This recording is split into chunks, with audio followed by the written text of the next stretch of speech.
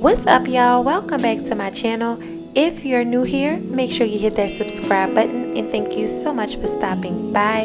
Today I wanted to share with y'all my quick and super duper relaxing nighttime kitchen cleaning routine.